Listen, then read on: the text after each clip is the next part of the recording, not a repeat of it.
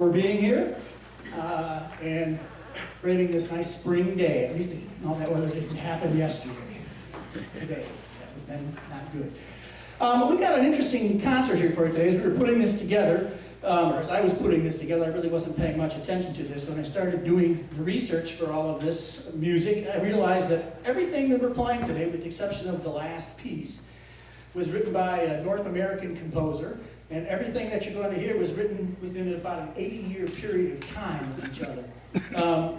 And I think that's kind of cool to observe because it's an incredible amount of variety of sounds that you're going to hear. This variety of music that was available for the concert band during that period of time is pretty extraordinary. And we'll talk about the differences and the uniquenesses as we progress.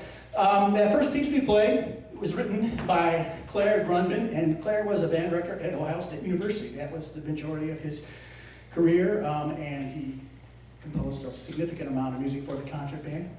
The piece you just heard being representative of that, written in 1956, if my memory is correct. Yeah.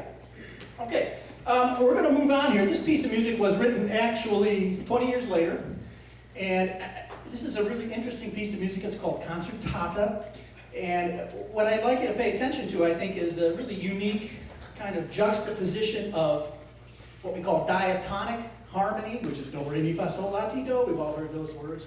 Using those 8 notes of a scale and creating a piece of music, and kind of pitting that against what we call chromatic harmony, which is using all the other notes.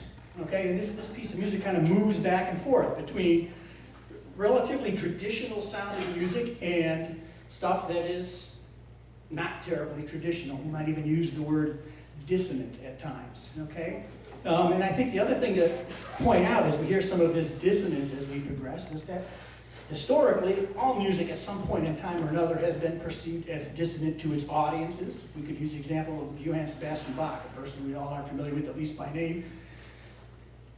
Revere his music and listen to it now and think it's some of the most spectacular music that was written during his life. He spent months in jail for using inappropriate sounds, and the bosses that he worked for within the church and the aristocracy didn't care for it because it was, quote, dissonant. And he was not willing to change his finished product, so they sent him to jail for a week to think about it. So this music, probably for the audiences of our great-grandchildren, will be perceived much differently than it is to us today. But I hope you enjoy it. It's called Concertata.